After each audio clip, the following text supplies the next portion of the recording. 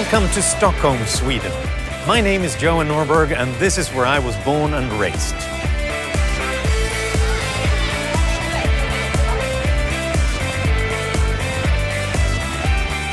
These are friends of mine, and we're going to watch a big game between two Stockholm teams, so it should be a good one. And it might get a little crazy in there. Yeah, let's hope a lot of crazy. Look at this excitement over a football game, or soccer as it's called in America. I'm not sure if this is how Americans typically picture us. It's easy to have misperceptions about a country. So, what do Americans know about Sweden? People have blonde hair, and then there was Vikings from there. I think they have good cheese, though. Oh, no, that's Switzerland. Well, I love ABBA. IKEA, of course. It seems like it's like a place that, like, no problems or something. It is a socialist economy. Volvos and socialized medicine. So it seems our international companies are pretty well known. But our economic system is misunderstood. This is the story of how we Swedes grew our nation to become the fourth most prosperous country in the world, and almost threw it all away. We'll explore a little Swedish history and meet some people who will show us what it's really like to live in Sweden today. I think there might be lessons learned for other countries, but I'll leave that for you to think about as I share this story about my home.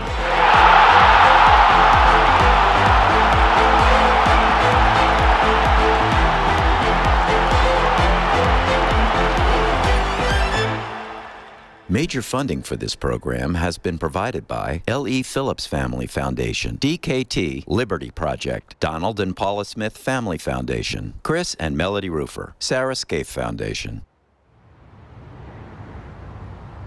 25 years ago, when I first became interested in economics, I was studying a low-income country, poorer than the Democratic Republic of Congo in Africa. This country had a life expectancy half as long, and infant mortality 3 times as high as the average developing country. In fact, I was studying my own country, Sweden, as it existed 150 years ago.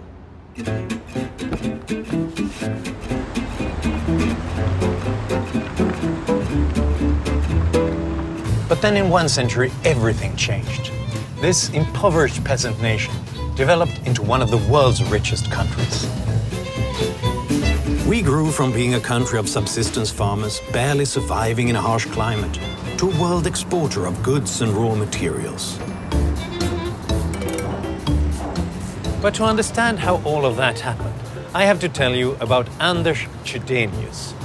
If you've not heard of him, don't worry, you're not alone. Have you ever heard of this guy? Anders Chydenius. No. I never heard it. So, who was Anders Chydenius, you may be wondering? Many Swedes, in fact, learn about him in school, but don't really remember his name.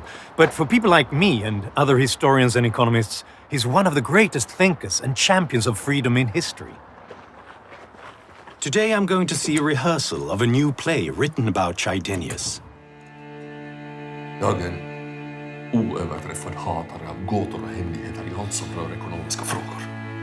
Dolda subventioner och premier i näringarna, monopol, bortkomna kvitton, ogjorda bokslut, premier på lösa grunder. Allt det har ni. Ni ska inte ta det personligt. Men ni ska inte ta emot mutor! Hur vågar ni? Sätt ända litet ord. Och det är friheten. Vilken frihet! Hej. Hi, that was amazing. Thank you. Thank you.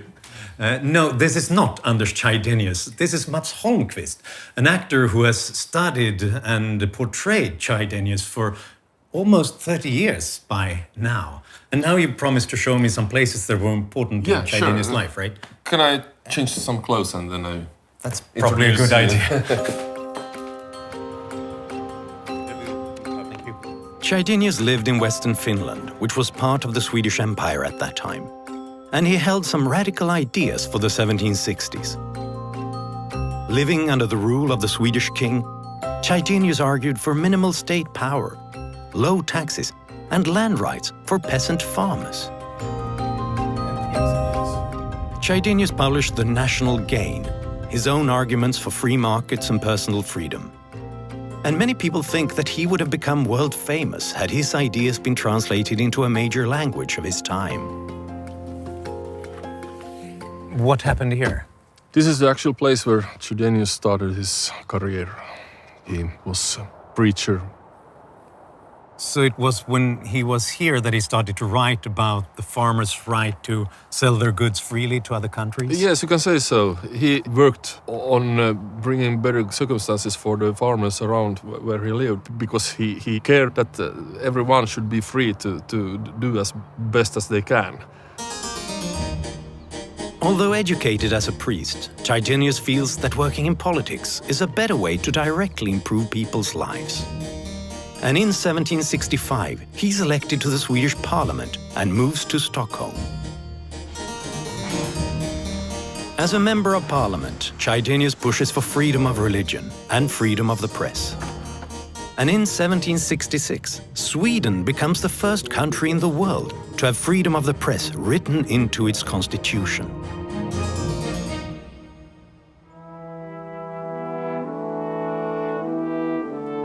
But within a year, Chydenius' views get him in trouble.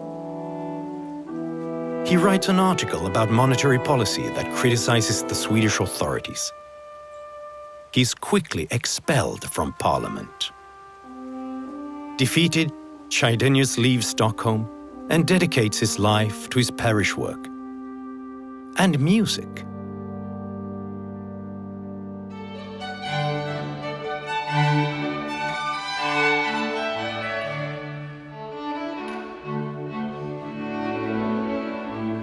This quartet is playing one of Chydenius' favorite pieces, using some of his own music notations.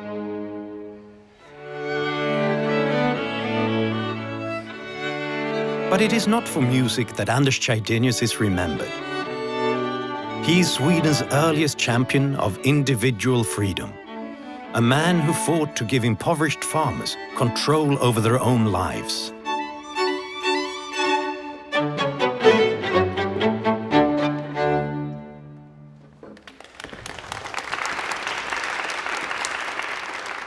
Chydenius would not live to see his ideals come to fruition. By the time Chydenius died in 1803, Sweden was one of the poorest countries of Europe. Hundreds of thousands of Swedes, out of sheer desperation, left the country to find opportunity in new lands. Many came to America. So is Chydenius buried here? We don't know, but the legend says he might have been moved and brought here under the church floor. The farmers who he had done so much good for, they wanted him back to his own church. So do you think he's buried here? I don't know, but I like the idea that he is home again.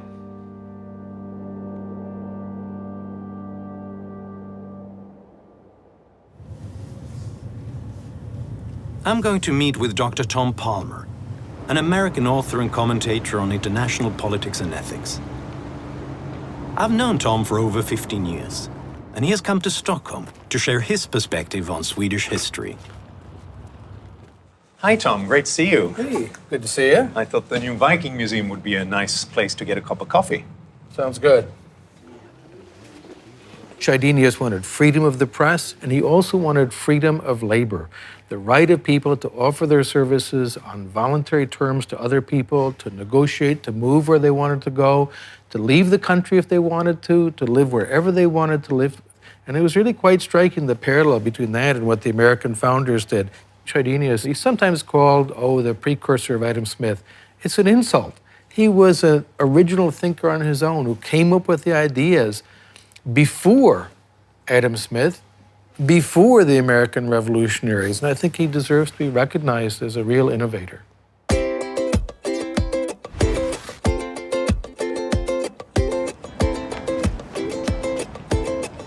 In the decades following Chydenius' death, Sweden remained poor. But there was one area in which Sweden would come to excel: literacy. In time, the printed word became a vehicle to spread Chydenius' ideas and spark reforms. I'm here at Aftonbladet. This was the first modern Swedish newspaper and a bastion of Swedish laissez-faire liberalism. It was the first publication to attack not just abuses of power, but political power itself. It was not unexpected because we were waiting. I am here to talk with Sofia Olsson Alsén, the publisher of Aftonbladet. You can look here. This is a room full of history. Yeah, isn't it? And this is the first copy, the first issue of Aftonbladet. You can see it was published in December 1830. Oh, that's So we fantastic. just took it down from the wall and to show you. It was one of his visions. Aftonbladet was founded by Lars Johan Hierta. We had free press in Sweden, but it was not fully developed. So Lars Johan Hierta was the person who really pushed the free press forward. And he was a very brave man, I would say, because it was dangerous at that time. And this is then the bust of Lars Johan Hierta as well. So He looks very serious. Yeah. And He was a serious man. he's looking straight into your office. Yeah, Is that it? all the time, yeah. So- And I also wear him here, Oh, yeah. close to my heart. By the mid-19th century, Sweden's literacy rate was 75%, one of the highest in the world. The growing middle class could now read first-hand stories about urban overcrowding and rural poverty. The authorities didn't like Aftonbladet, of course, because it was challenging the power. And at that time, most of the decisions was happening in the bedroom of the king, because it was an honor to get to the king's bedroom. So it was very, very close. And the only news you could get was from the priests and from the king. Though Lars Johan Hierta was challenging the power, then he really took the power from the bedroom and gave it to the people because they got information. You know, information is power. In 1835, the government used an arcane law to shut Aftonbladet down. But Hierta was prepared for this. He had already received official permission to publish additional newspapers through silent partners. So when Aftonbladet was closed down, he simply started the new Aftonbladet. When that was shut down, he started the newer Aftonbladet. After that followed the fourth Aftonbladet, the fifth, the sixth, and so on.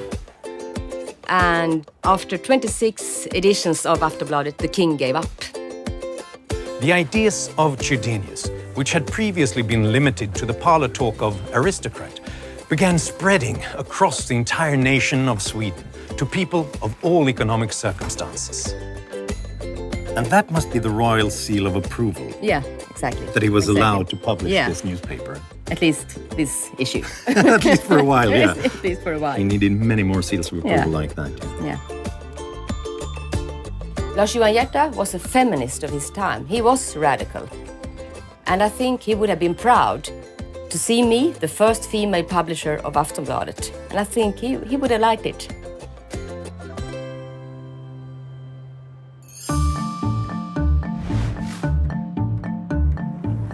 It is no exaggeration to say that Sweden experienced a non-violent liberal revolution starting around 1840. Chydenius' ideas and Hierta's megaphone set the stage. Then came along a young aristocratic politician named Johan August Gripenstedt. He put these ideas into political action. For 10 years as finance minister, he pushed the establishment and transformed Sweden's economic system. This was the man that indeed created the new open economy in Sweden, the market economy. He abolished the old system of guilds and regulations, and he created the institution of the modern economy. And Sweden had fantastic economic expansion for a 100-year period, characterized by free markets, minimal state intervention economy.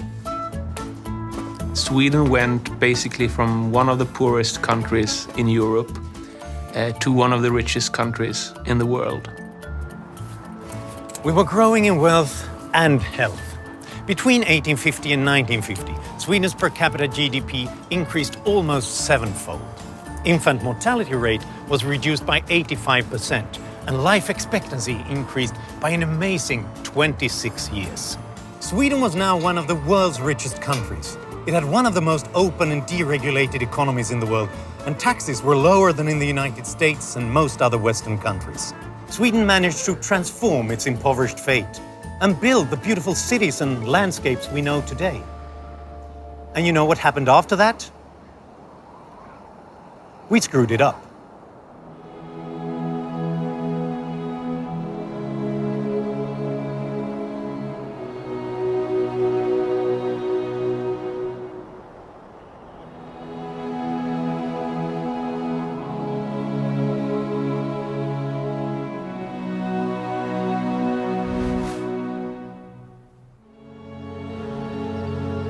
Until 1960, Nordic countries had still low taxes, minimal government, free markets, private ownership.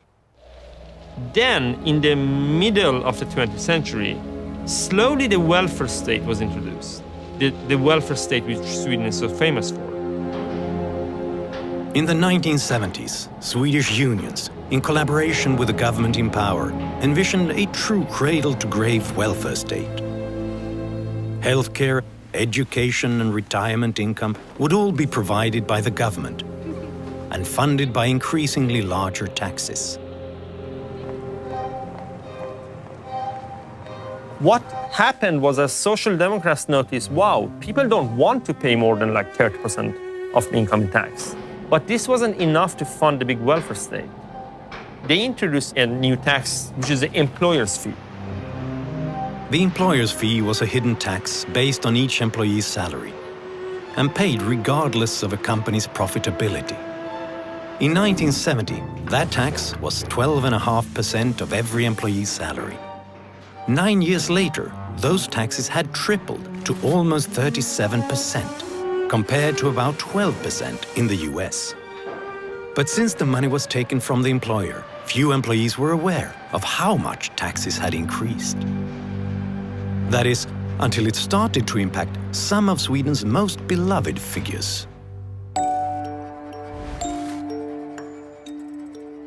Astrid Lindgren, who wrote the very popular children's books, Pippi Longstocking, for instance, she was a social democrat, but she had made a lot of money from her books, and there was this cult around her. She was a national treasure.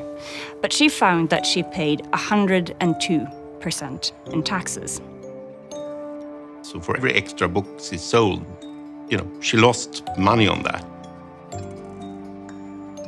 So what she did was that she wrote a new little children's story that she published as an essay in one of the biggest newspapers, and she addressed it to the Minister of Finance himself. Vet du om att i år är din marginalskatt 102%?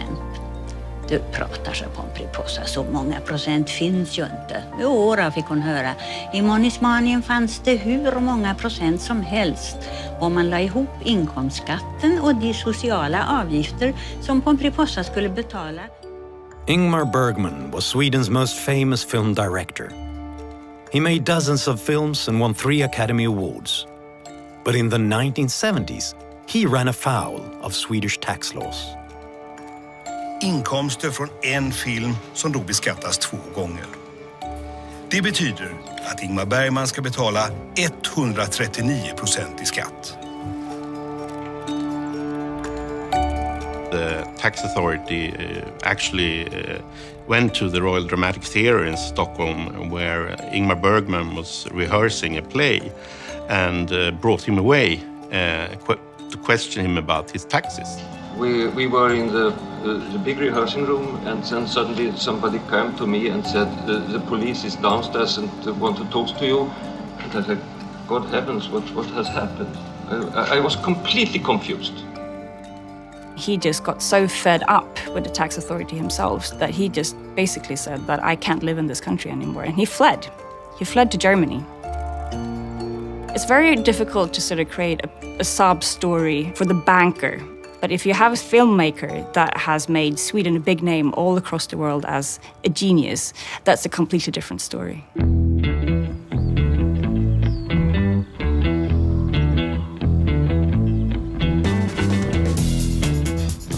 It's perhaps hard to understand just how far taxation had gone. Not only were our successful artists affected, taxes were stifling entrepreneurs, workers and businesses nationwide. It was absurd. This is classic Swedish countryside. No people, no buildings, trees, trees, trees. And some more trees. I'm heading 4 hours north of Stockholm to meet Peter Lagesson, the CEO of an innovative Swedish business. Peter has joined the high-tech company Sensair. Growing up, he saw his father and grandfather run a more traditional manufacturing company. I thought he could help us understand doing business back then compared to today. Let's go meet him.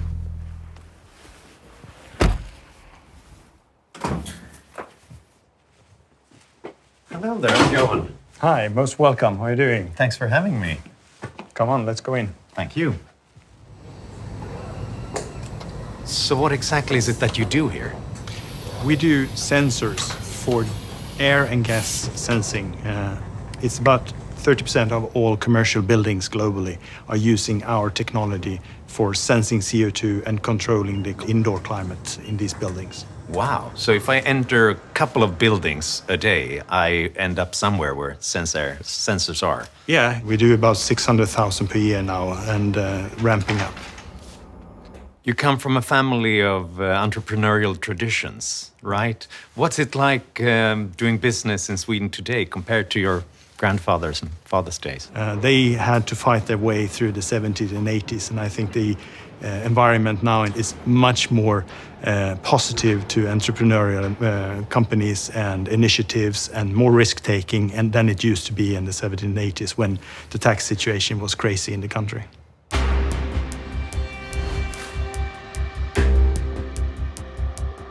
Sweden's excessive taxation was clearly oppressive and was suffocating the economy. And then came a plan from the labor unions to acquire ownership of private companies. In the 1970s, you could say that Swedish unions influenced politicians with socialist ideas, basically. One of them being the wage earners funds. Every year, the company had to pay a certain percentage of their profit to these funds. And the funds started to buy shares in those companies. And if this continues for a few for a few decades, of course, the wage owner funds will be the majority owner of a company. And basically buy the companies with the company's own money.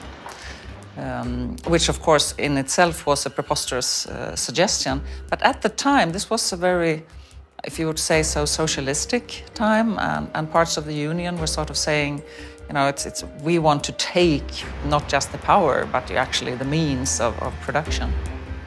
And a large part of the population, including small entrepreneurs, small shop owners and so on, became extremely agitated and angry because they felt the unions were going to take their companies away from them. Stockholm idag, den största demonstrationen någonsin här i landet. Demonstrationen mot löntagarfonderna i Stockholm idag blev alltså den troligen största som någonsin dragit genom huvudstaden. Minst 75 000 protesterade mot det socialdemokratiska förslaget om löntagarfonder.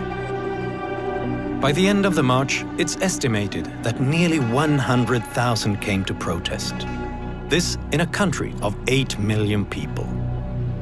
An equivalent demonstration in America would number nearly 4 million protesters. People came by buses and by air and by cars from all over Sweden. And then during the march through Stockholm, people from the streets started to march with us.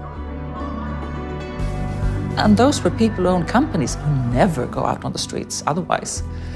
And their employees. So it wasn't just the owners. There was a time of hubris on the union side. You can see it also through the so-called wage earner funds. And we tried to solve these problems in negotiations with employers. And the employers didn't want to negotiate. And at the end of the day, we couldn't stop the politicians to enter the field. And then there you had it. When I look back on some of the decisions that my father, grandfather had to do, I mean, so I think they were rather sort of courageous anyhow and fighting their way, building their businesses, but was clearly many situations where they withheld from doing investments and withheld from recruiting people. From 1976 to 1995, Sweden's economic growth shriveled to nearly 50% of the growth of other developed nations.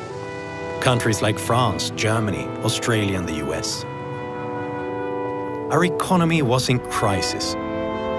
Inflation had reached 10%. And for a brief period, interest rates soared to 500%. I remember that there were some major family companies that moved abroad. Ingvar Kamprad, the IKEA founder, he went to Switzerland. Är utomordentligt besvärande i Sverige eftersom ju Ikeas aktier representerar en stor förmögenhet, så skulle det åderlåta Ikea allt för mycket. Jag tror att mycket av våra problem i Sverige beror just på att man straffar de som vill satsa helt och hållet på sin företagskarriär.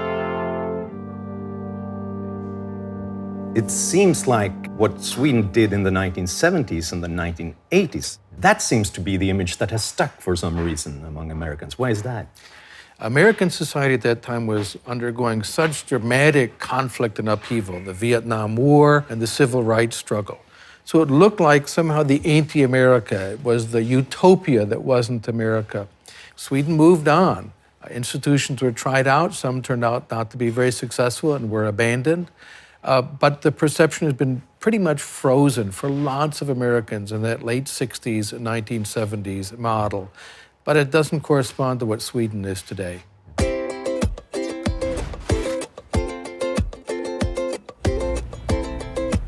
By the 1990s, the economy was in turmoil and had reached a breaking point.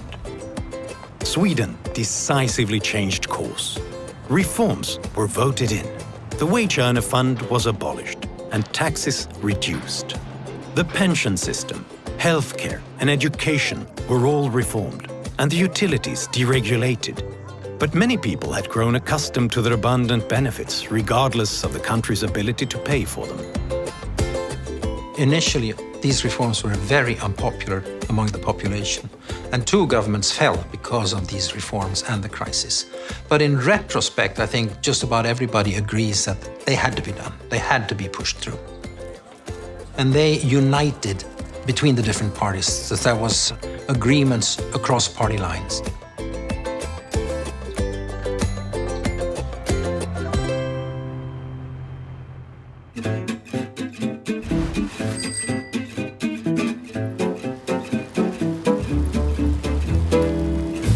Remember how our economic growth crumbled to 50% of developed countries back in the 1970s and 80s?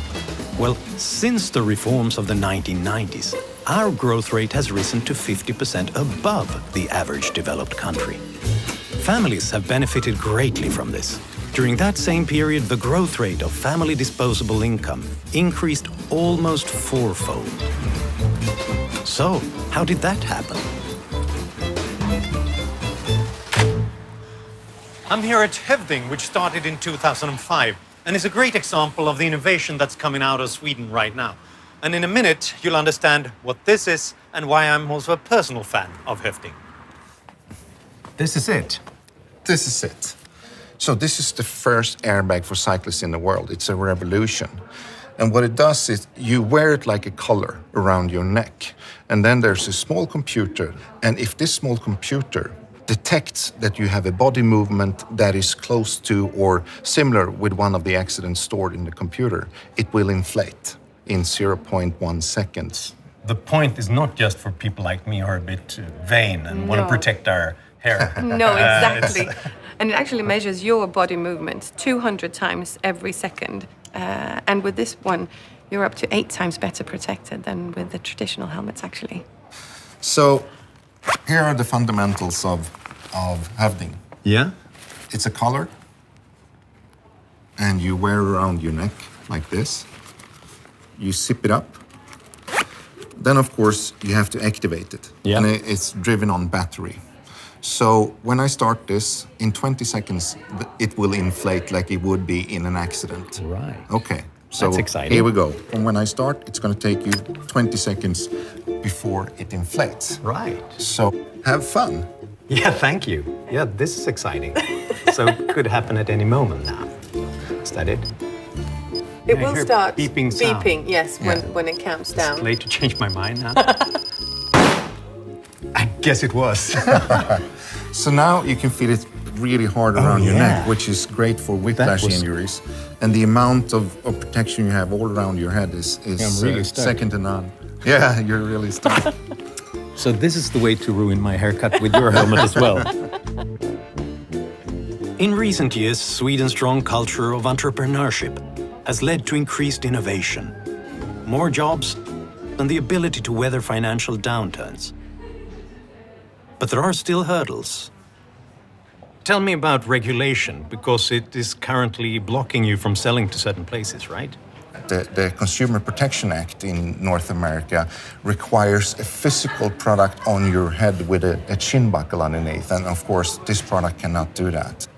So basically, regulation says that you have to keep on producing the same products that we've always used, and innovative products. It's more difficult to get. Of course, this is the first in the world, so we're challenging the whole system. But Swedish regulation does not block you in any way.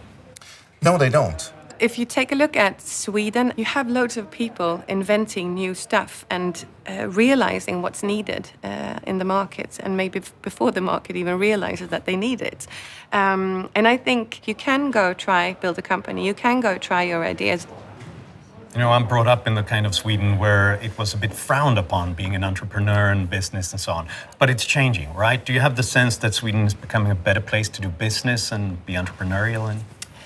Definitely. No doubt, no doubt. And definitely the climate for entrepreneurs and innovation is better than ever before.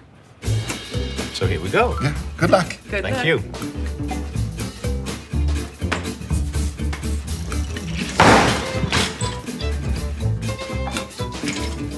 Yeah, worked well.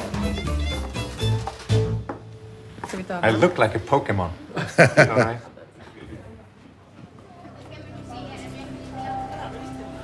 We reformed our tax system and adopted a hands-off approach to free enterprise.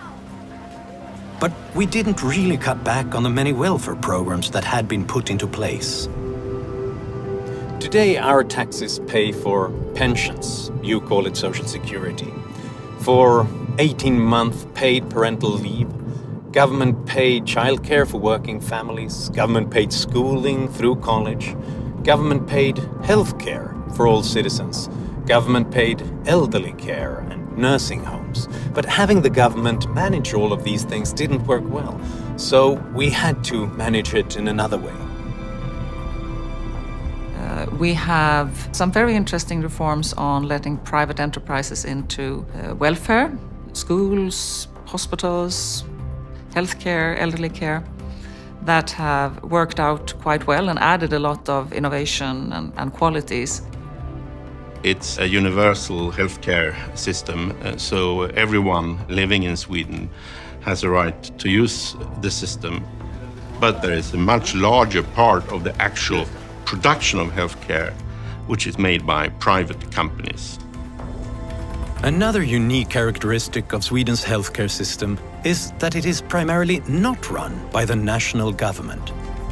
Rather, the majority of healthcare decisions and the taxes to pay for them are determined on the local level.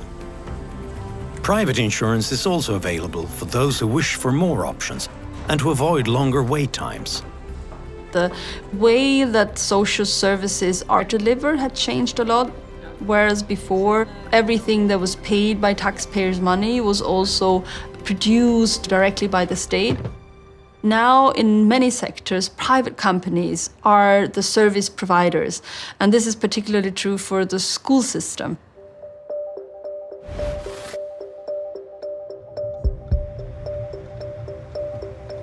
In 1992, Sweden switched to a school voucher system, which allows all parents to make the decision of which school is best for their child. There are both public and private schools, and the vast majority all charge the same tuition. Each child is provided with a tuition voucher from the government that can be used in any school in the country. Today, 50% of Swedish high schools are private. This is where I went to school as a teenager. It's been a while, and since then, the public school I went to has been transformed into this private school, the International English School. It's a highly regarded school, but the thing is, any parent in Sweden can send his child to this school by using a government voucher that gives them access to any school in the country. Can I have 2 straight, quiet lines, please?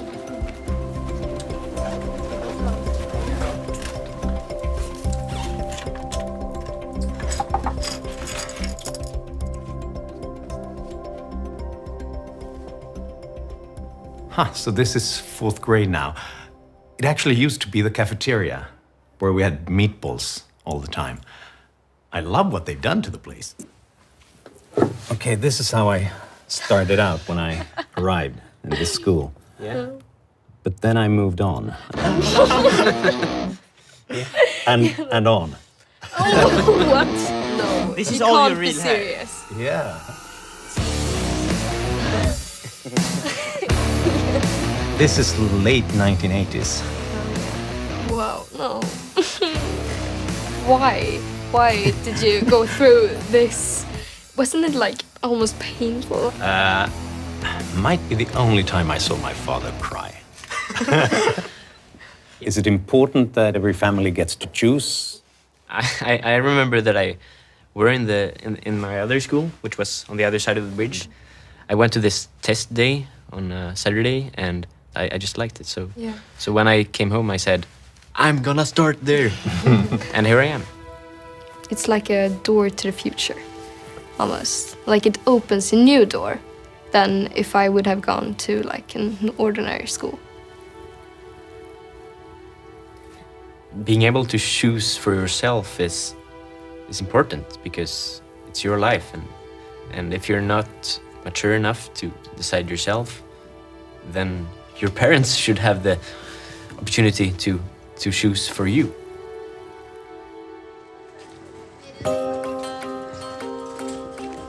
The wealthy have always had school choice. If you have enough money to buy a house wherever you want to live, you can just move to somewhere where there are good schools. These are not options that are open for the poor kids. The fact that you are allowed to choose school for your children, is that important to you? It was, yes. It was, yes. And it has become much more important to me today since I have a son that is a little bit more challenged in school. Some argue that making a profit off of education or healthcare is improper and will cause private companies to cut back on quality. I think this feeling that the only way to make a profit would be to lower the quality, which of course in the rest of our world we tend to think it's opposite. That the biggest risk for low quality is when you can't make ends meet. Once you have introduced a system where parents can send their kids to any school they want, in any neighborhood, in a different city, is that it's extremely difficult to roll such a reform back. We have a waiting list. And to get on that waiting list, parents register very early. In some cases, when the child is 1 or 2 years old. And we go only according to the date of registration. There are no preferences due to how important you may be or due to how rich you may be. Yes, we are making money, and due to that, we have been able to expand to 34 different schools throughout Sweden. In the past, the schools were very segregated. Now, these schools are open. for every child. So you have more mobility. It is not costing any more in terms of taxes. So what's the problem? There's been a lot of conversation in the United States about alternative models in schools and so on. But there are a lot of very strong special interests that have opposed school choice, for example, in the US. A part of this national conversation that Sweden had was to say, okay, we will provide state funding to make sure everyone gets an education, but it doesn't follow that the government is the best provider, that we shall assign students to where they have to go. And so they have voucherization in hospitals and schools and so many other areas where the government gives you the money and you can go and spend it the way that you want. So the market is delivering the service. And that's a very valuable lesson to see how to do this more effectively. Is it the same truck every day? Yeah, it's the same truck every day. So you never walk out? I'm here at Ragn-Sells, a Swedish waste management firm. And this is Johan Bergebäck, who's going to talk with me about working in Sweden. This is an impressive bit of machinery. Yeah, it is actually. It's a lot of different... Johan collects grease and food waste from restaurants in Stockholm. That waste gets converted to biofuel. As you'll see, this job has a unique odor to it.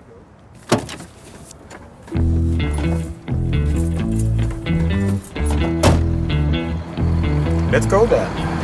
Yeah.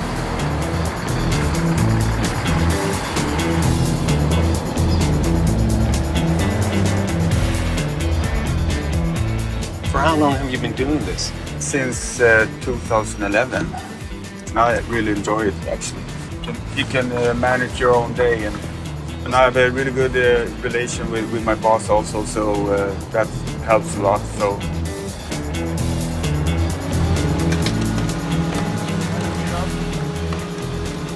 Are you sure I should open it? Yeah.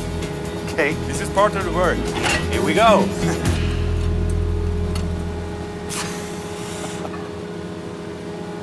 And we haven't really started. No, we haven't started yet. This is just the first little sip. Swedish unions are powerful. But the union's relationship with employers is not as adversarial as it sometimes is in the United States. Swedish culture has always favored consensus, and the unions and employers historically have a long history of cooperation. The 70s and the 80s are a time of confrontation. The consensus culture collapsed. You have very big strikes too, so you have a totally different situation. The extreme experience of the 1970s and 80s strained the relations between unions and employers. But since that time, both have worked to return to a more balanced appreciation of employee needs while ensuring business success. Unlike many other European countries, Sweden decided to try to get an orderly way of organizing the conflict between companies and labor. It was decided that issues between business and labor should not be handled by the government. What you do want to do is to support employers and the trade unions to make their own agreements and find ways of regulating things by themselves. And for most countries like the US have minimum wage laws, for example. We don't have that in Sweden. Although Sweden doesn't have minimum wage laws, there aren't that many people with very low wages. Many unions around the world think that technological change is a problem, while in Sweden it's something that we have been embracing for a long time. One area of conflict that remains an issue is the union regulation that if a company needs to fire someone, it has to be the last person hired. Old people who have had a job for a long time, they can feel pretty safe. Youngsters and newly arrived immigrants will have a harder time finding a job. And for the firms, in the worst case, the one you hired last is really, really important. It might be a programmer that is essential for your business. And that might actually punish your entire company. But it seems like there's, at least if you compare it to some other countries, like it's more harmonious relationships between the company and the employees. Yeah, I would say it's so. not really antagonistic, right? No, I know what you mean. I don't see any enemy stuff going on between the union and the workplace at all, actually. Until I met the Americans or European labor unions, I felt that we had rather cumbersome and horrible labor unions. And then I met all the others and realized that we have a very cooperative, reasonable, pragmatic set of labor unions. I was over at the meeting in the US where I met both US employers and labor unions at the same time. And I was quite astounded. There was such a harsh atmosphere. And one of the Americans said to his Swedish counterpart that, well, you know, we need to have the respect that you get in Sweden. And the Swedish guy said, well, then you need to earn it. For me, it's really, really important to work alongside and not against. You know, I'm going to spend a lot of my wake hours in this truck, and I want to be feeling good about it. Okay, so this is not really the same thing as we did before. No, this right? is a different pickup point. You have to pull up this lid the other way around. Yeah, that way, and then you.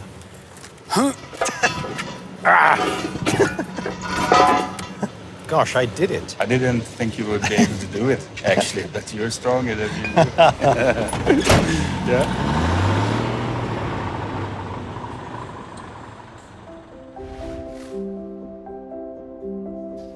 So high degrees of social trust allows a welfare state to persist for a very long time because people don't cheat.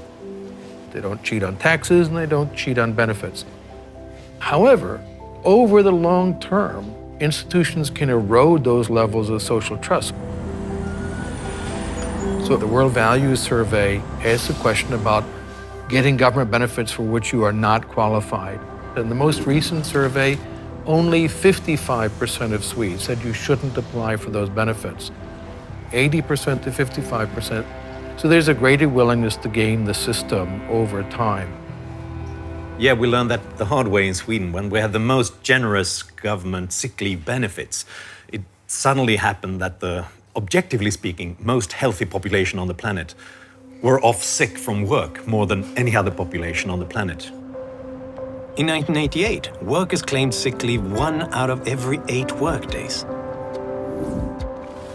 But since the reforms, sick leave has gone down. This is also a lesson for the United States. Long-term permanent disability qualification has been rising as the society becomes healthier. Why are more and more people qualifying for permanent disability? It's because of the erosion of this sense that you shouldn't do that.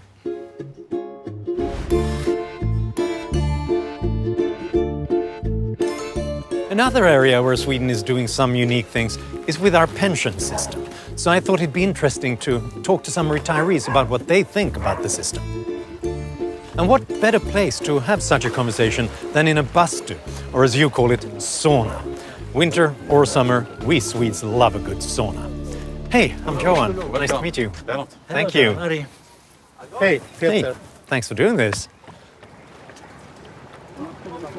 So, what's the best thing about taking a sauna? If you have sauna for 3-4 days a week, you live longer for 5 years. There was a realization that the government pension system was not sustainable, and it was quite remarkable because there was a broad consensus. Almost all the political parties in Sweden agreed to make a reform.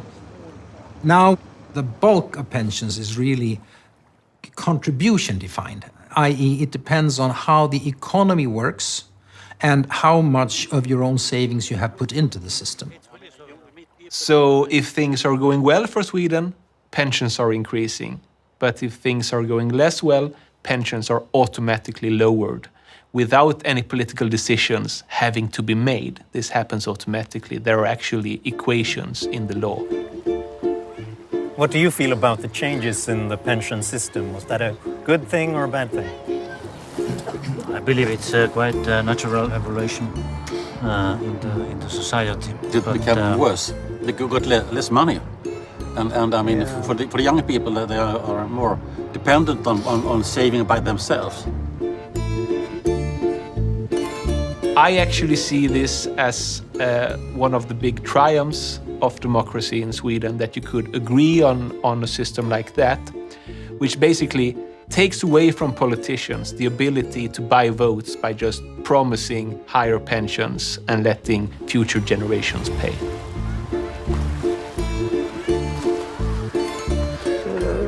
I have a good life. And my son, he said, you are a good father. You have enough money.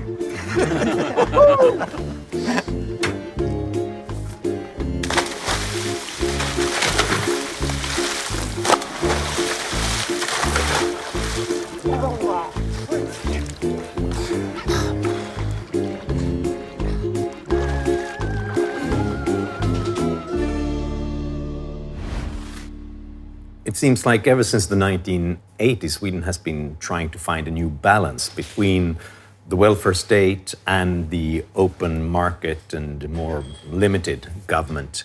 Do you think we're finding that balance now? There are still long-term problems. Sweden is not utopia.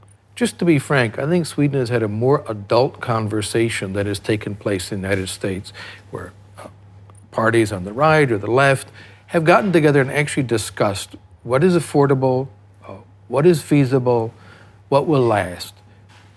I'm afraid to say this has not been taking place in the United States. The political discussion is so polarized, it's difficult to get Democrats, Republicans around the table to have a grown-up conversation about arithmetic. Sweden has had that conversation, and so they have moved towards systems that are actually sustainable. Low-income earners in Sweden pay a lot more than low-income earners in America. So despite the fact that Sweden looks like sort of a socialist country which taxes the rich exorbitantly high, the truth is the opposite. Sweden also has a very high value-added tax. It's much higher than any sales tax in the United States. So those are taxes that are really substantially borne by the working classes and poor people in Sweden. If the United States were to try to adopt really the Swedish model, it would mean imposing really high taxes on poor people and working class people.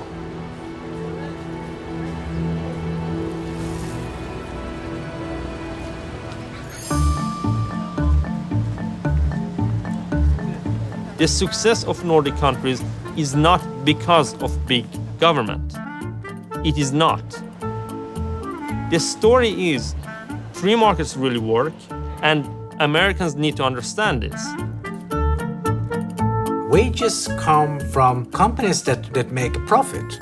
If we go on strike, there will be no money coming from the company, no wages. And I think that's a basic idea for trade unions in Sweden today. Our population is still quite positive towards free trade, towards globalization. You need to convince every new generation and explain, because it's not always intuitive, why a free market economy is the best. So you can never give up. The biggest lesson that Sweden has shown is people who want to redistribute a cake have to make sure someone baked it in the first place. If no one bakes the cake, you can't redistribute it. Sweden has a very productive private market economy.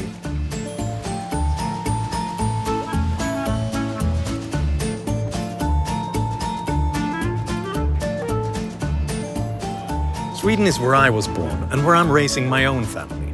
And today we're here at the Vasa, the world's only intact 17th century ship, and one of our favorite places here in Stockholm. Spännande.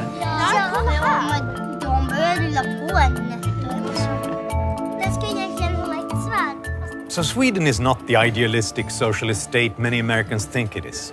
We do provide more government benefits for our citizens than the US does, but those benefits are paid for by everyone in the country, not just the top tier of taxpayers. Further, many of those benefits are provided by private companies competing with one another. Sweden is not perfect, There are still many changes I would like to see. But the one thing our country has learned is that without economic growth, there is no wealth to share. Then everyone suffers, the poor most of all. We have learned from our history. I would like to believe that Chydenius would be proud. Thank you for letting me share my home with you. Nej, inte särskilt. Kanske något fel.